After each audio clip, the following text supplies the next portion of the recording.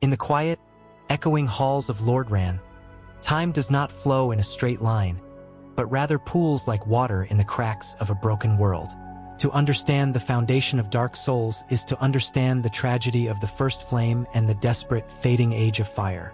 Long before the player ever steps foot into the Undead Asylum, the world was a gray, unformed place ruled by the everlasting dragons. There was no life, no death, and no change, only the craggy peaks of the arch trees and the scales of the immortal serpents. But then came the fire. Within the deep caverns beneath the earth, the first lords found the souls of lords. Nito, the first of the dead, the Witch of Izalith, and Gwyn, the Lord of Sunlight. They also found a fourth soul, the Dark Soul, claimed by a furtive pygmy who is often forgotten in the grand tapestries of history. With the power of these souls, the lords challenged the dragons, pulling down the sky with lightning and blanketing the earth in miasma. They ushered in the Age of Fire, a time of prosperity and light that was always destined to flicker out. One of the most haunting facts about the development of Lordran is its verticality and the way the entire world is physically connected. When you stand on the battlements of the Undead Burg and look down into the lower city, or up toward the spires of Aenerlando, you are not looking at a skybox. You are looking at actual geometry you will eventually traverse. This design was intended to create a sense of overwhelming scale, making the player feel like a small, insignificant spark in a decaying monumental landscape. The connectivity of the world, the way the elevator in the parish leads back to the Firelink Shrine, is meant to provide a sigh of relief, a moment of geographical realization that makes the world feel like a real, tangible place. It is a world built on the ruins of itself, where the architecture tells the story of a civilization that climbed as high as it could toward the sun, only to find that the higher they went, the further they had to fall into the abyss. Deep within the lore of the game lies the tragic secret of the Fair Lady, the sister of Quelag. When players first encounter Quelag, she is a monstrous guardian, a half-spider beauty who attacks without mercy. However, the tragedy is revealed only if the player carries the old witch's ring, allowing them to speak to the sickly, blind sister hidden behind a fake wall. The Fair Lady is dying because she chose to swallow the poisonous blights of the swamp to save the people of Blighttown. Every humanity you offer her is not just a gameplay mechanic. It is a desperate attempt to ease the unimaginable pain of a goddess who sacrificed her body to protect the lowliest of creatures.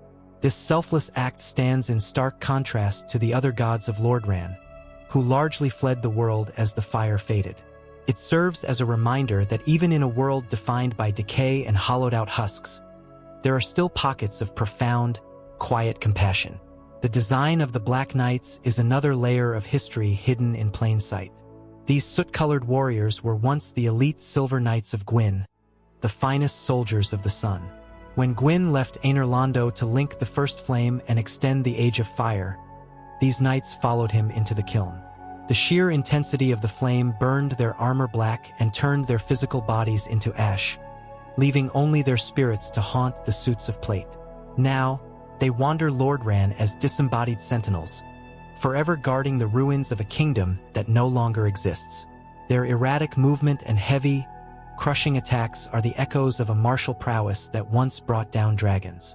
Encountering one in the early hours of the game is a reminder that you are a trespasser in a graveyard of giants, stepping over the ashes of those who tried, and failed, to keep the darkness at bay. The concept of the dying world is perfectly encapsulated in the sound design of Dark Souls. Throughout the majority of the journey, there is no music. You hear only the heavy clank of your armor, the howl of the wind in the chasm of the abyss, and the distant rhythmic striking of Andre of Astora's hammer. This silence is intentional. It is designed to make the player feel the weight of their own solitude. Music is reserved for two specific instances: boss battles and sanctuaries. When you enter Firelink Shrine and the mournful strings of its theme begin to play, it isn't just a song. It is an emotional anchor. It tells your brain that, for a few moments, you are safe. You are back at the hearth. But even that music is tinged with a deep, melodic sadness, a reminder that the sanctuary itself is a crumbling ruin, and the fire you sit beside is fueled by the very souls you've taken to survive. Finally, we must consider the nature of the dark sign itself. The circular ring of fire that appears on the flesh of the undead is not a natural occurrence. It is a brand.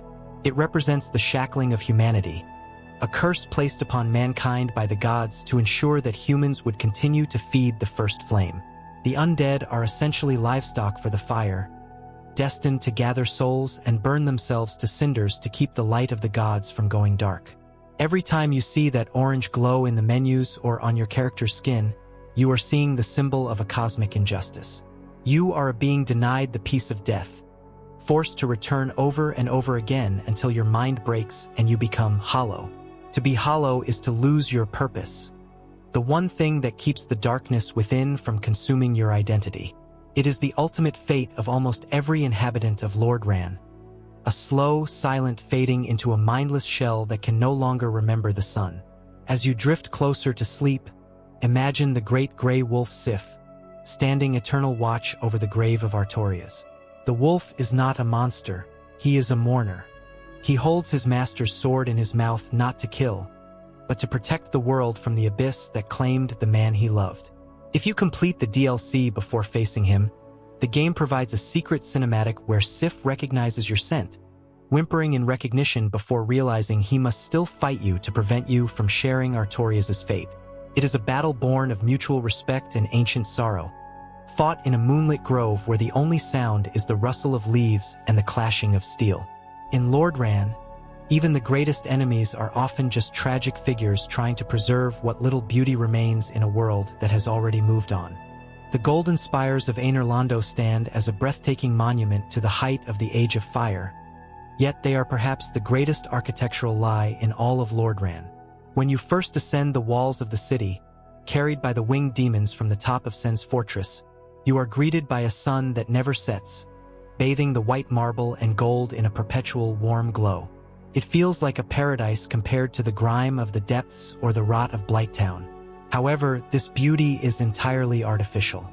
It is a massive, city-wide illusion maintained by Gwyndolin, the Dark Moon deity, to hide the fact that the gods have long since abandoned their capital. The true Einerlando is a cold, dark, and tomb-like place, shadowed by a moon that reflects the dying state of the world. The massive Guinevere you encounter is merely a projection, a comfort for the weary undead to give them a reason to continue their journey toward the kiln. Hidden within the Grand Cathedral of the Sun is a massive, ornate painting that serves as a gateway to the painted world of Ariamis. This realm is a sanctuary for the forlorn, those things that have no place in the world of the gods. It is a cold, snowy dimension inhabited by crow demons, hollowed outcasts, and the enigmatic crossbreed Priscilla. One of the most striking facts about Priscilla is that she is one of the few beings in the game who is entirely non-hostile upon your first meeting. She stands in the back of her frozen tower and simply asks you to leave, pointing toward the exit. She describes the inhabitants of the painted world as kind, despite their grotesque appearances. This subverts the player's expectation of violence and suggests that the god's definition of monstrous was perhaps more about political convenience than actual evil. Those who were a threat to the god's order were simply painted away into a world of frost. The lore of the Four Knights of Gwyn provides a window into the diverse tragedies that befell the defenders of the fire. While Artorias is the most famous for his battle with the Abyss, Kieran, Goff, and Ornstein each carry their own heavy burdens. Hawkeye Goff, the giant archer, sits in a tower in Awalisile, blinded not by injury, but by resin packed into his helmet by those who feared his prowess. Despite his blindness, he can still bring down a dragon with a single, perfectly timed shot, relying on sound and instinct. Lord's Blade Kieran, the assassin, represents the quiet grief of the Order. If you return to the grave of Artorias after his defeat, you can find her kneeling there, asking for his soul so she can properly mourn him. These figures remind us that the collapse of Lordran wasn't just a political event, but a deeply personal one that broke the hearts of those who stood at the summit of power. Deep beneath the earth, in the smoldering ruins of lost Izalith, lies the origin of the bed of chaos and the demons that plague the land. The Witch of Izalith, in a desperate and hubristic attempt to recreate the first flame using her own soul, accidentally birthed a twisted, uncontrollable fire that mutated her and her daughters. This flame of chaos, did not provide life and light, but instead birthed the demons, creatures of fire and stone that are biological aberrations. This event is why Quelag and her sister have spider-like lower halves.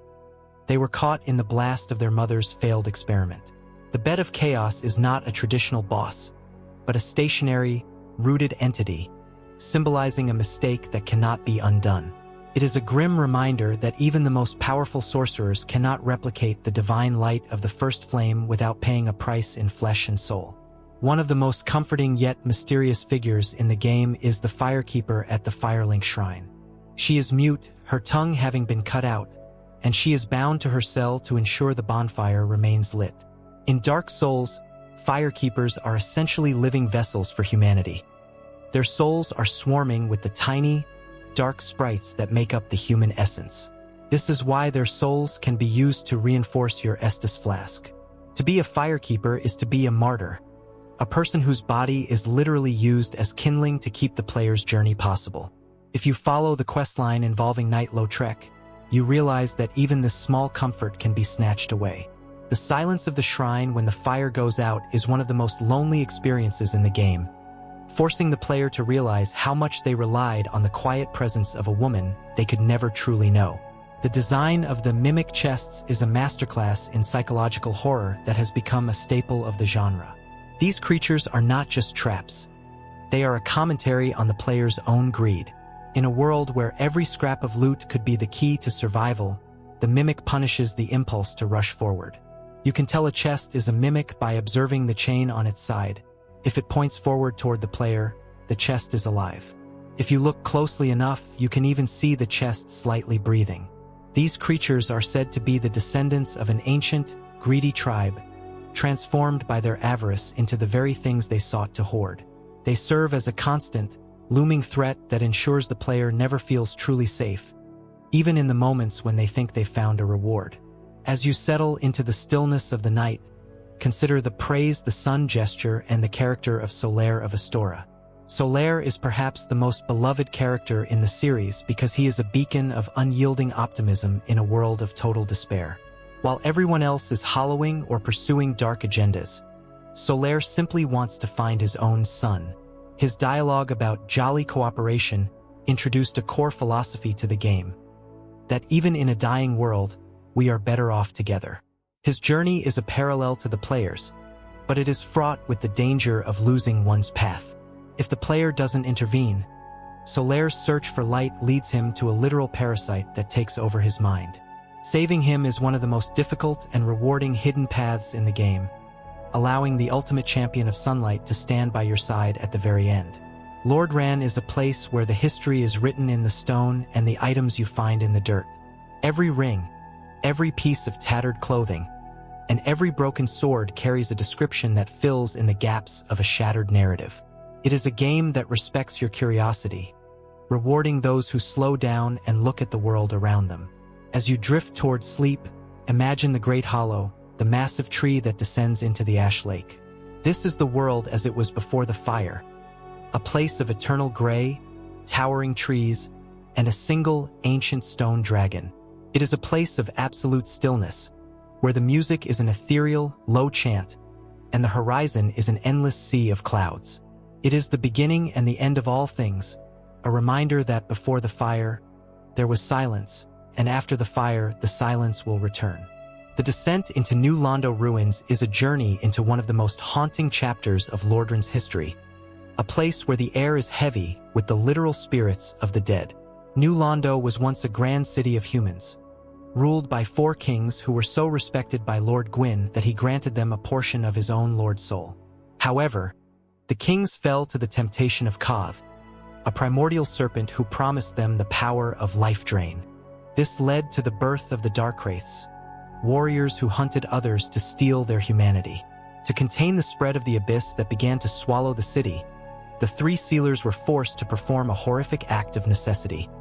They flooded the entire city while the citizens were still inside. When you traverse the ruins today, the ghosts that attack you are the lingering, vengeful shadows of those thousands of drowned innocents. It is a level built on a foundation of mass sacrifice, where the very water you drain reveals a floor paved with the bones of a lost civilization. As the water recedes, the true horror of the abyss is revealed in the boss battle against the Four Kings. This encounter takes place in a void of total darkness, a place where there is no floor, no ceiling, and no horizon. To even enter this arena, the player must wear the Covenant of Artorias, a ring that allows one to traverse the abyss without being consumed.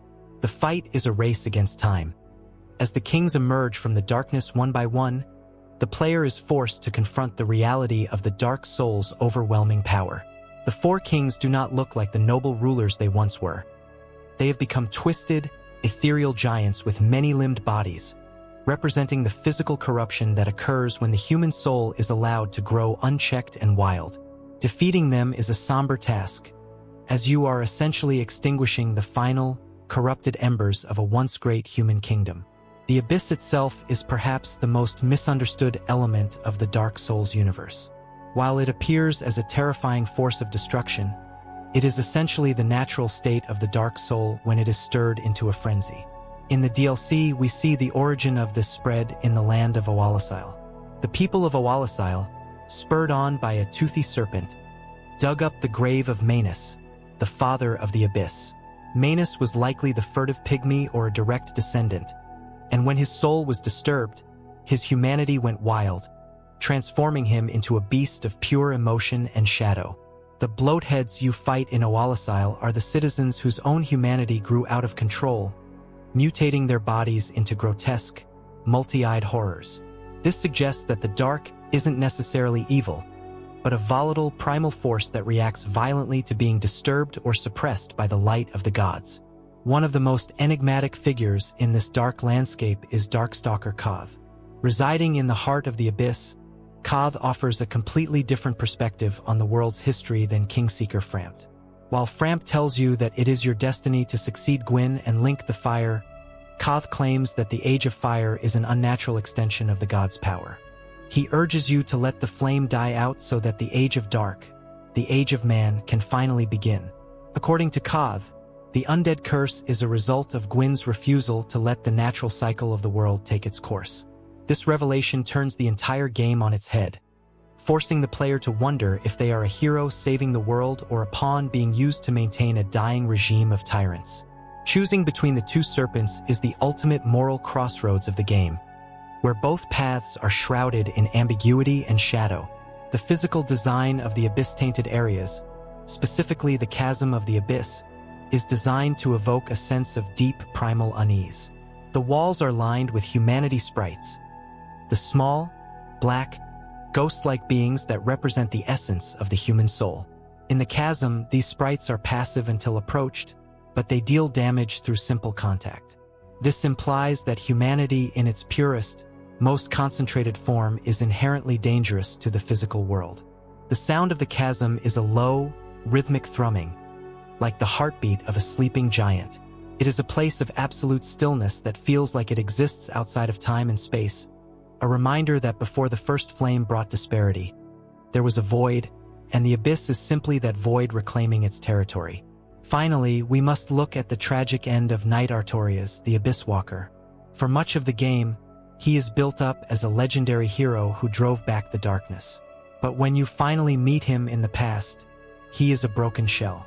His left arm is shattered, his armor is stained with black sludge, and his mind has been completely consumed by the very force he sought to destroy. The legend of Artorias was a lie. He failed his mission and was only saved from total ignominy by the player character, who defeats him and then goes on to stop Manus. This deconstruction of the hero myth is central to Dark Souls. It suggests that even the most noble and powerful individuals are ultimately powerless against the slow, inevitable creep of the dark.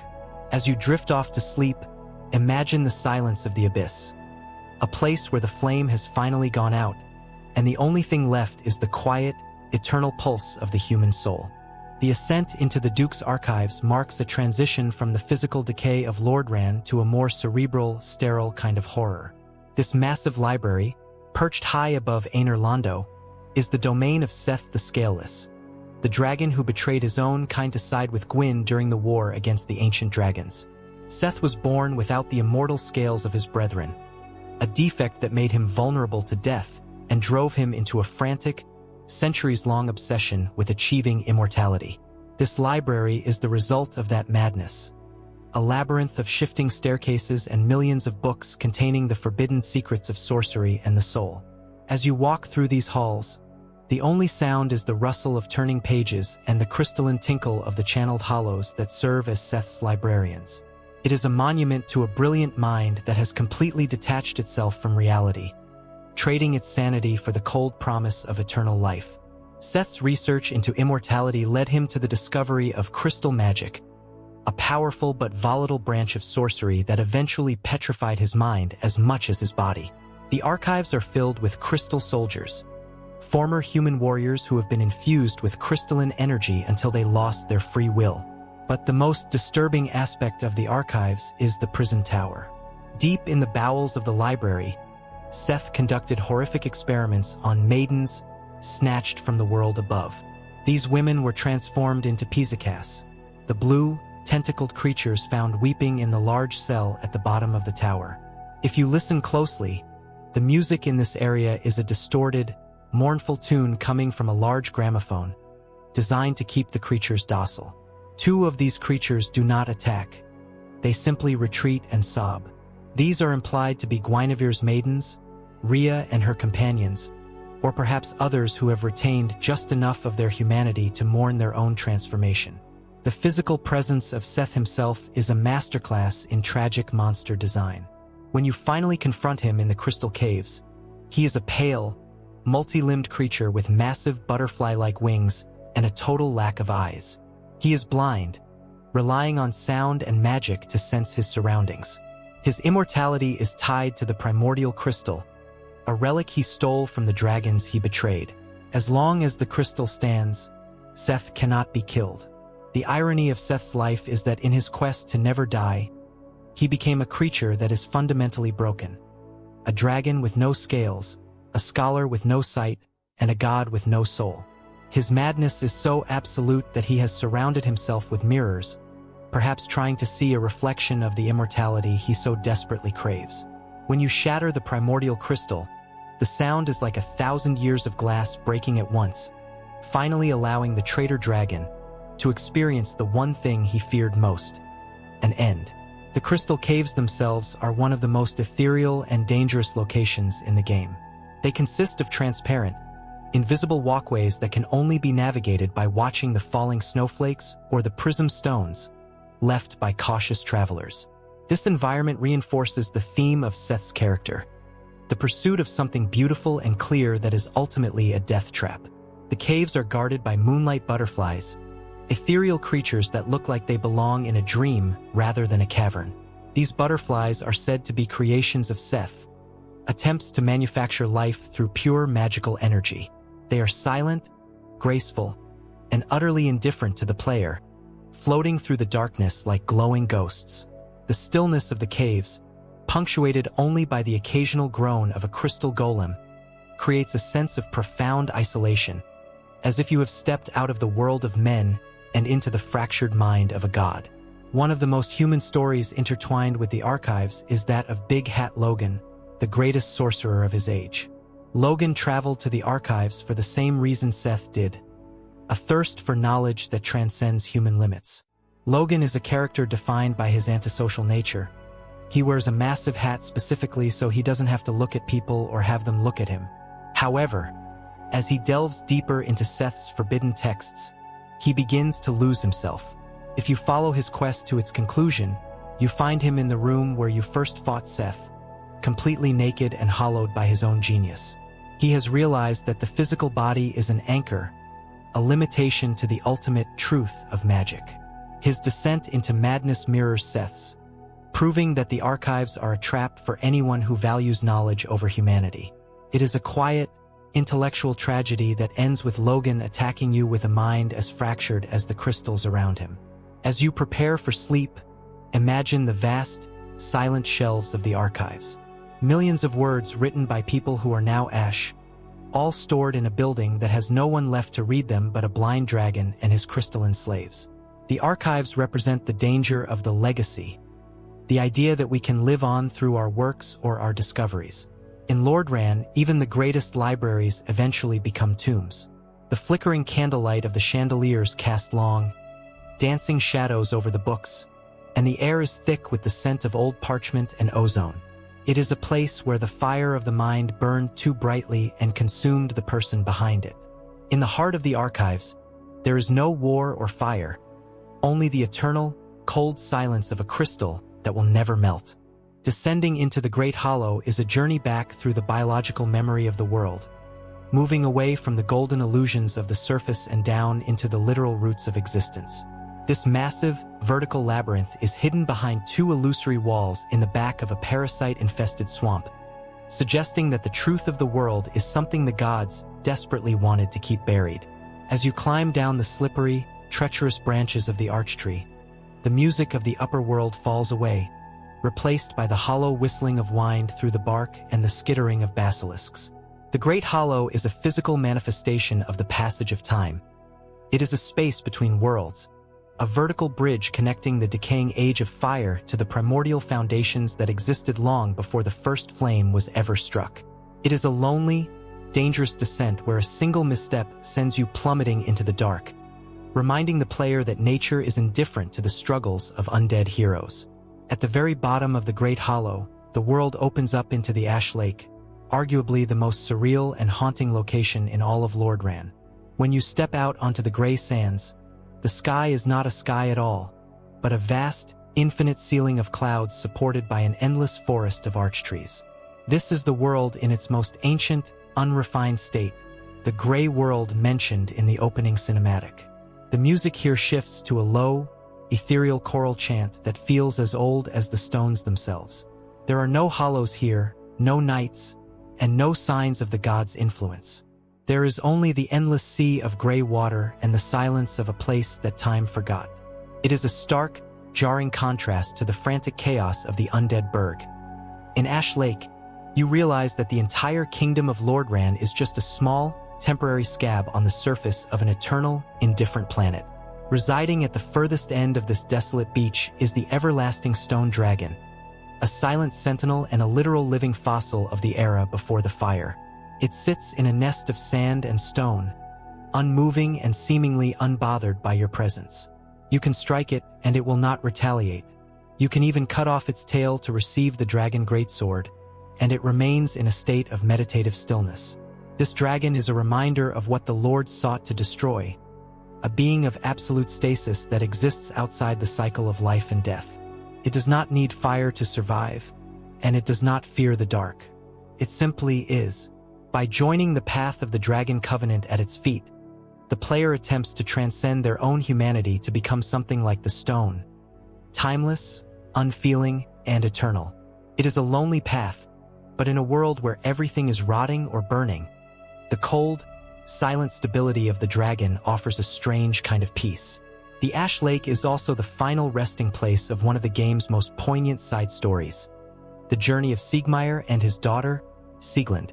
Siegmeyer of Katarina is a character defined by his desire for adventure and his constant need for the player's help. He is a brave man, but he is trapped in a world where his skills are slowly becoming obsolete.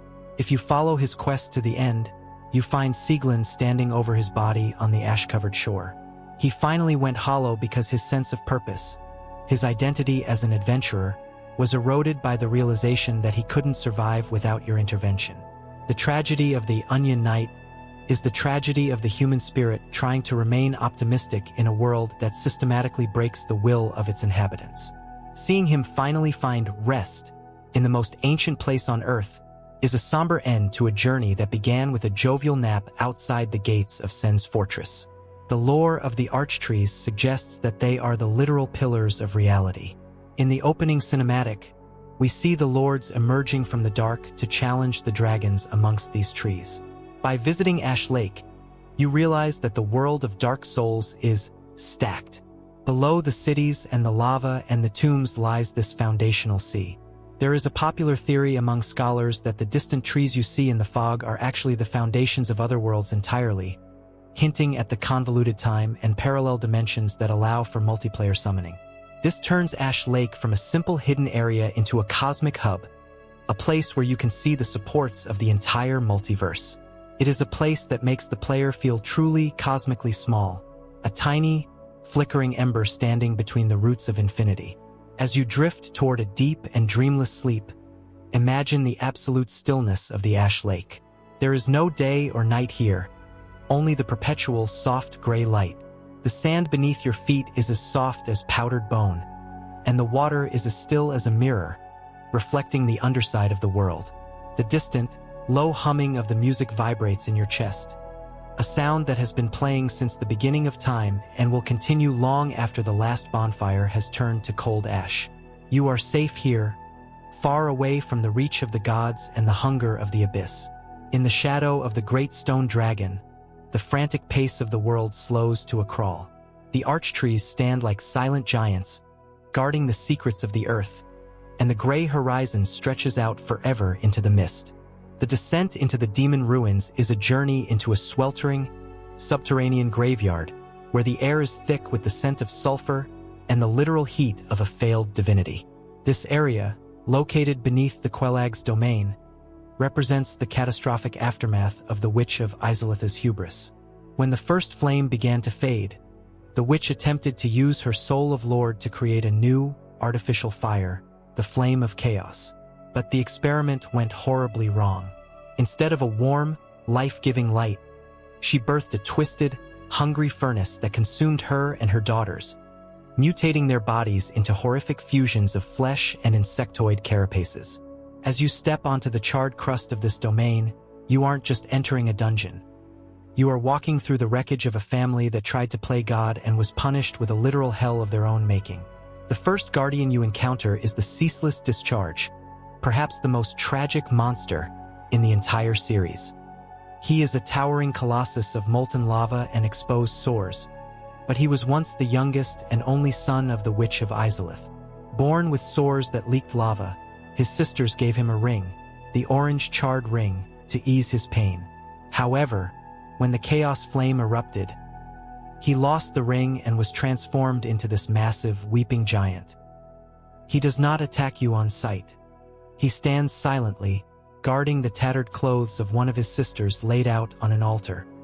He only strikes when you steal these remnants, lashing out in a blind, grief-stricken rage. He is a creature of constant, agonizing physical pain, standing eternal watch over the only memory he has left of the family that was taken from him. As you move deeper into the ruins, the architecture shifts from the rough stone of the earth to the gnarled, organic structures of Lost Izalith. The demons you fight here, the Capra and Taurus demons, are not creatures from another dimension, but life forms birthed by the Chaos Flame.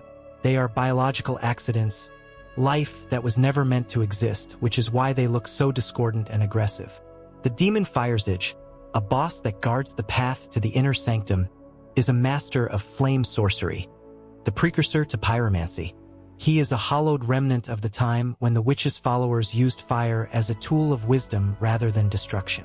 Every demon in these ruins is a living scar on the world, a reminder that when the natural cycle of fire and dark is interrupted, the result is a violent, chaotic distortion of nature itself. The Fair Lady and Quellag, whom we encountered earlier, were the only ones who managed to flee the heart of this disaster with some of their sanity intact, though their bodies were still warped by the fire. The remaining sisters were not so lucky. In the heart of Lost Izalith, you encounter the Bed of Chaos, which is the mutated form of the Witch of Izalith herself.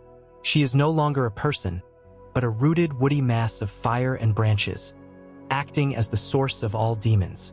This boss is widely considered the most frustrating in the game because it is not a fight of skill, but a chaotic hazard. Narrative-wise, this is intentional. It represents a mistake that cannot be reasoned with or fought traditionally.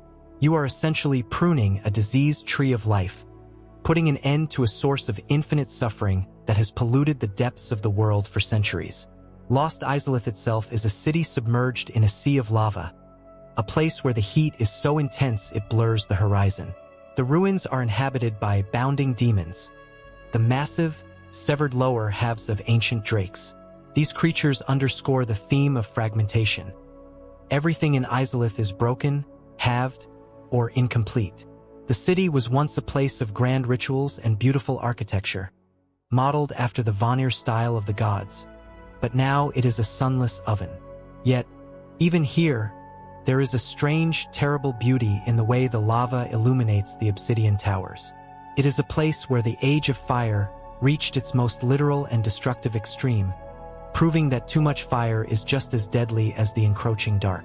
As you prepare to sink into a deep, restful sleep, imagine the distant, rhythmic thrumming of the chaos flame. It is a low, vibrating hum that echoes through the hollowed-out chambers of the earth. The air is heavy and warm, like a thick blanket, and the glowing orange light of the lava pools creates slow, pulsing shadows on the ceiling. You are safe from the heat, watching the embers drift like fireflies in the dark. The demons have settled into a quiet stasis, and the weeping of the ceaseless discharge has faded into the sound of the wind. In this subterranean world, the passage of time is measured only by the slow cooling of stone. The fire is still there, but it is distant and contained, a flickering candle in the vast, quiet depths of the world. The transition from the sweltering heat of the chaos flame to the biting, crystalline air of the painted world of Ariamis is one of the most jarring and beautiful shifts in all of Lordran. To enter this world, you must be pulled into a massive, ornate canvas by a swirling vortex of magic, leaving the physical world behind for a pocket dimension that serves as a divine dumping ground.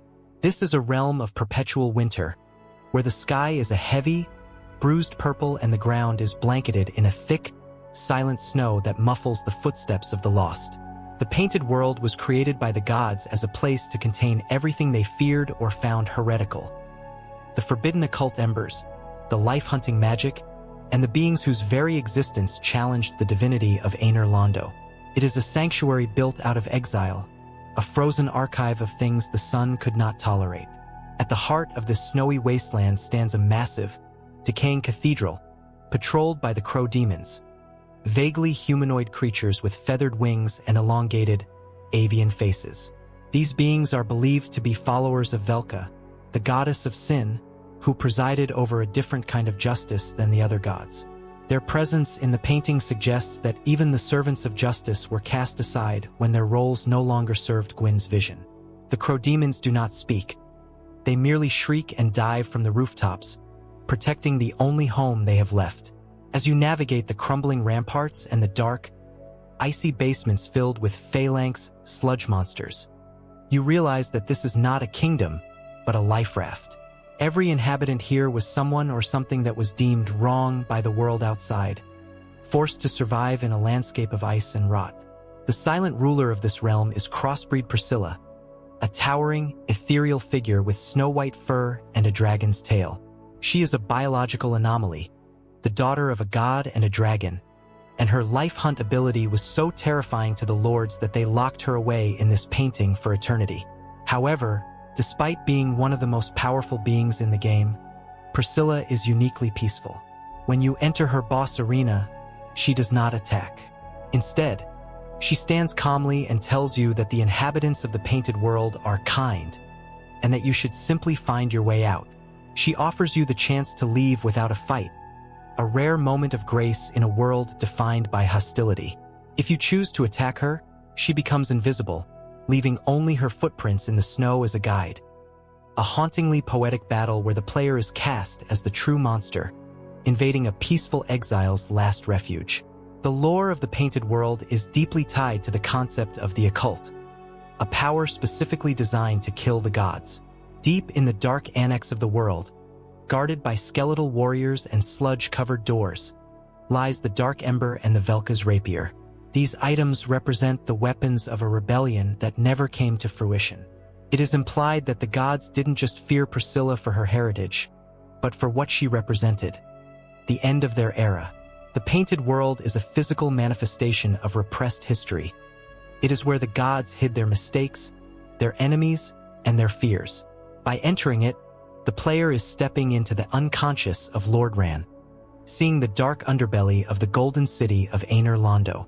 As you wander the frozen graveyard of the painting, you encounter King Jeremiah, a phantom covered in bizarre, bulbous head wraps who wields the fire of chaos.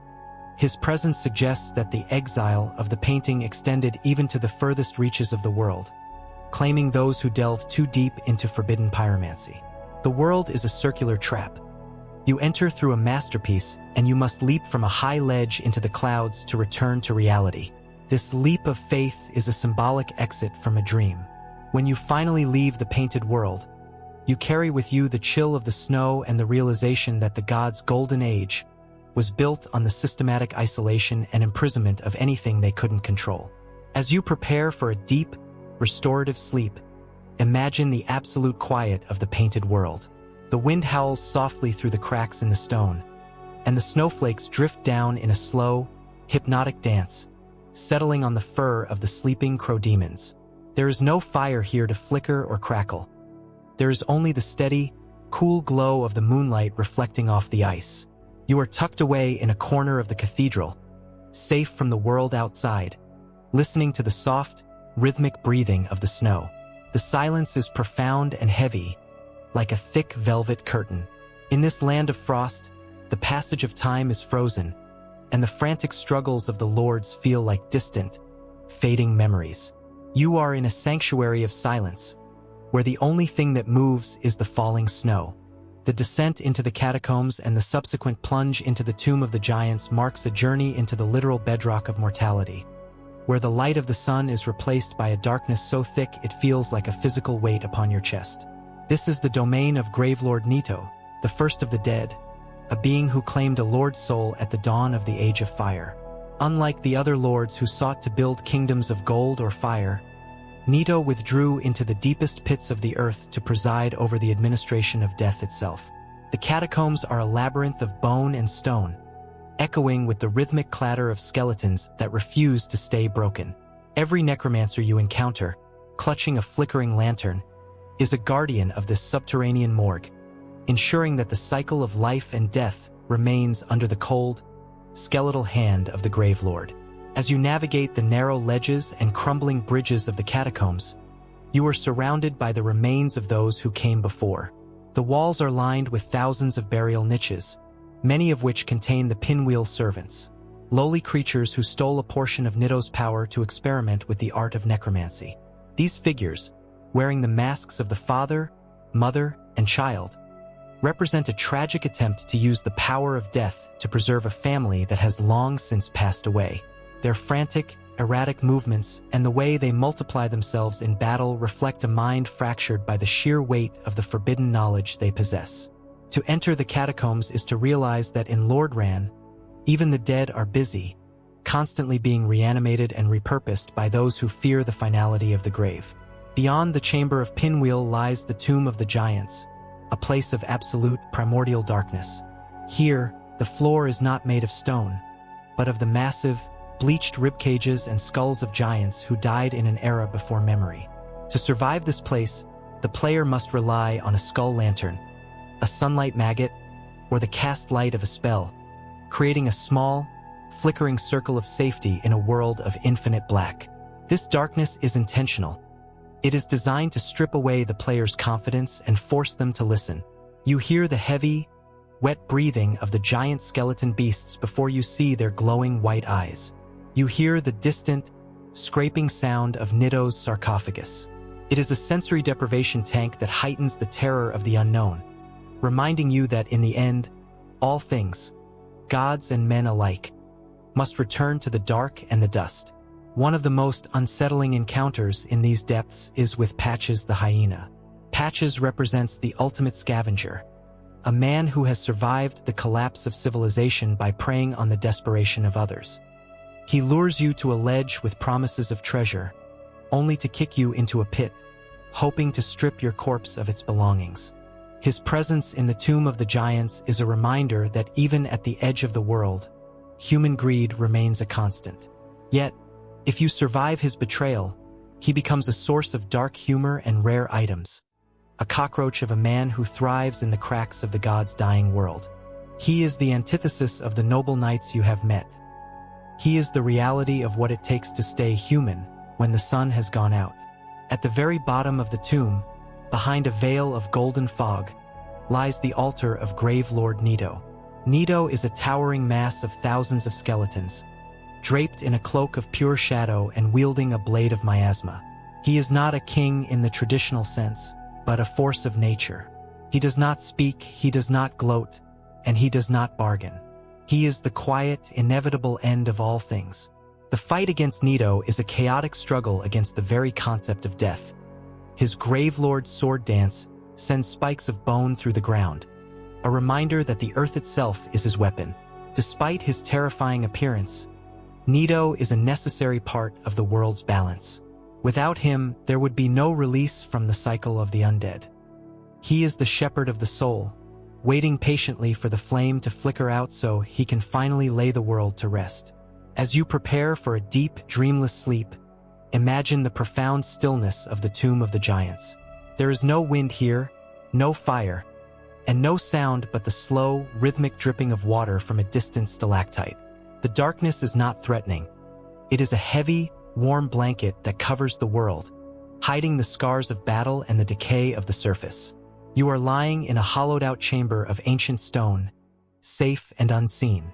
The eyes of the giants have closed, and the clatter of the skeletons has faded into the silence of the earth. In this place, time has no meaning. There is only the steady, quiet pulse of the world's heart, beating deep within the soil. You are part of the earth now, tucked away in the soft, velvet blackness where the light can never reach you. The descent into the ruins of New Londo is a journey into a waterlogged tomb, a place where the air feels heavy with the dampness of the earth and the lingering weight of 1,000 drowned screams. Long ago, New Londo was a beacon of human achievement, a sprawling city of stone and spires ruled by the 4 kings. These kings were so respected for their wisdom and leadership that Lord Gwyn himself granted them a portion of his Lord's soul, essentially elevating them to the status of minor gods. But the prosperity of New Londo was short-lived. The kings were eventually tempted by the primordial serpent Koth, who whispered to them the secrets of life drain, the ability to steal humanity from others.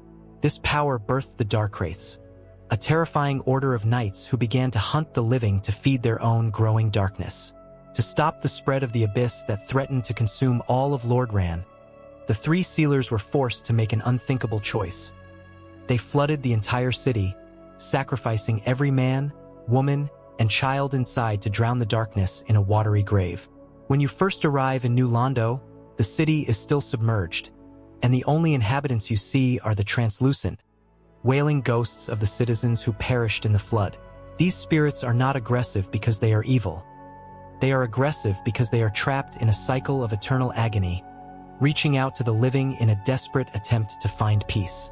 The sound design here is particularly haunting, featuring the distant, muffled echoes of water and the high-pitched, ethereal weeping of the ghost mothers clutching their spectral infants. As you navigate the crumbling walkways and narrow wooden planks, you are walking over a literal lake of corpses. It is a level built on the foundation of a moral atrocity, a reminder that the gods' definition of safety often required the wholesale slaughter of the very humans they claimed to protect.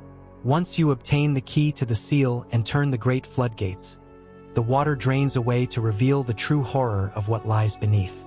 The floor of the lower city is paved not with stone, but with mountains of bleached, tangled skeletons, the remains of the thousands who were trapped behind the walls when the gates were closed. The architecture here is stained with a dark, oily sludge, and the once grand halls are now home to the Darkwraiths, who still linger in the shadows, their skeletal armor clinking as they patrol the ruins of their former kingdom. There is a profound sense of emptiness in the lower city. Even the ghosts do not descend this far. It is a place of absolute cold and stillness, where the silence is only broken by the occasional groan of the shifting piles of bone beneath your feet. In the deepest heart of the city lies the entrance to the abyss, a void of total, crushing nothingness. To enter, you must cast yourself down a spiral staircase into a pit that seems to have no bottom. This is where the 4 kings reside, though they have long since lost their human forms. They have become ethereal giants, twisted by the dark soul into multi-limbed horrors that drift through the black void. The battle against them is a test of sheer willpower. In the abyss, there are no landmarks, no horizon, and no sense of direction. You are fighting in the dark against the very essence of human greed and corruption. Defeating them is a somber task, for you are essentially finishing the job the Sealers started centuries ago, putting a final, violent end to the kings who sacrificed their people for a taste of forbidden power. One of the most tragic figures in this area is Ingward, the last of the 3 Sealers who stayed behind to guard the gates. He sits alone on a roof, clad in crimson robes and a mask that hides a face weathered by centuries of solitude.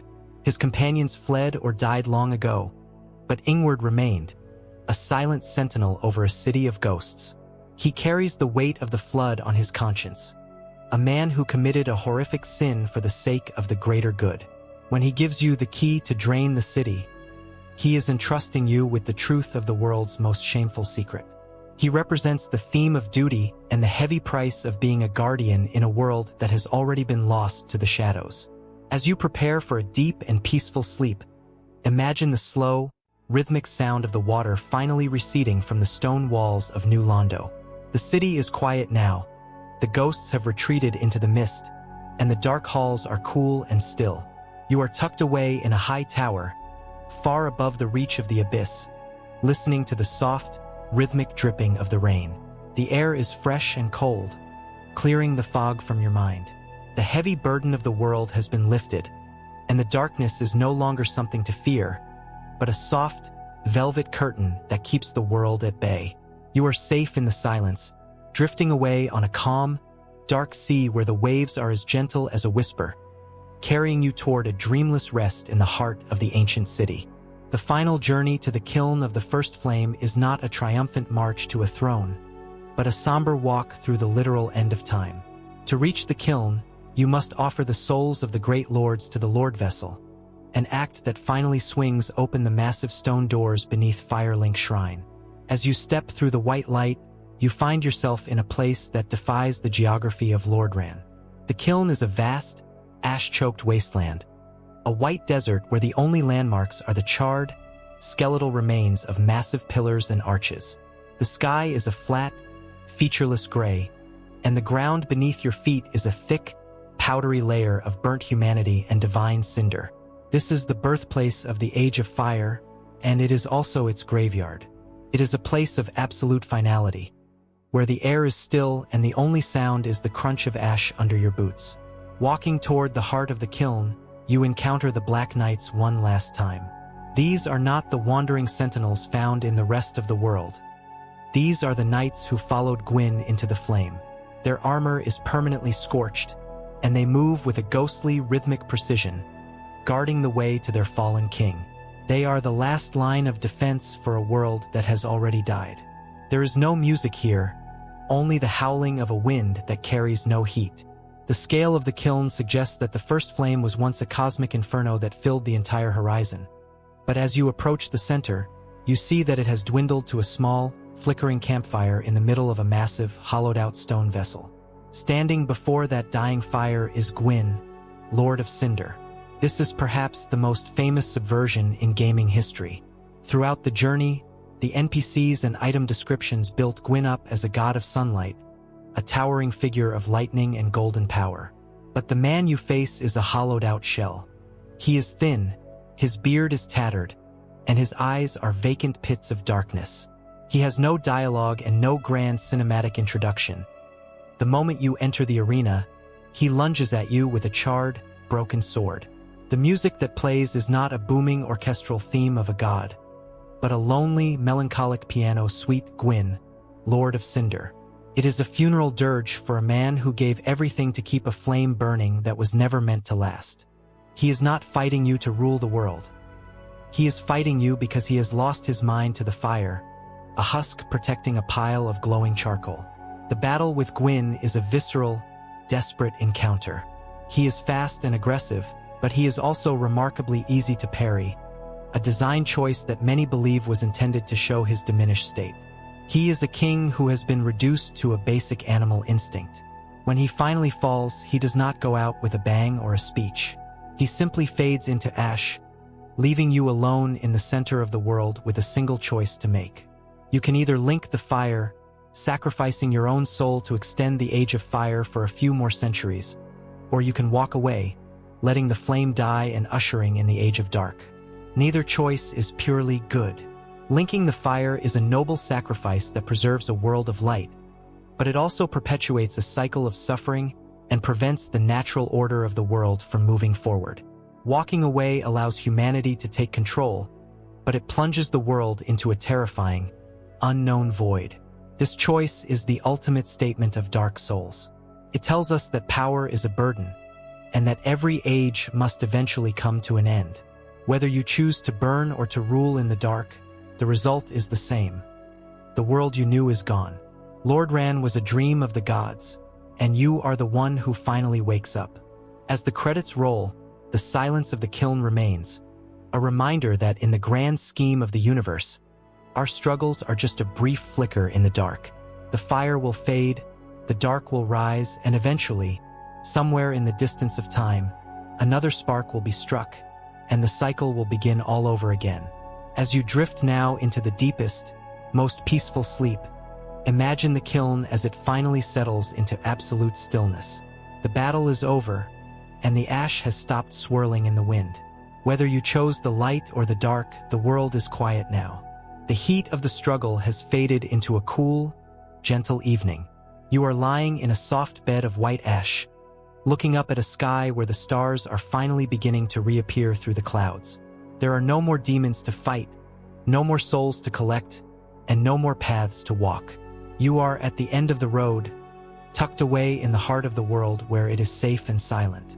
The piano music of the kiln has faded into a single, soft note that vibrates in the air, a lullaby for a champion who has finally found rest. The world is at peace, and so are you.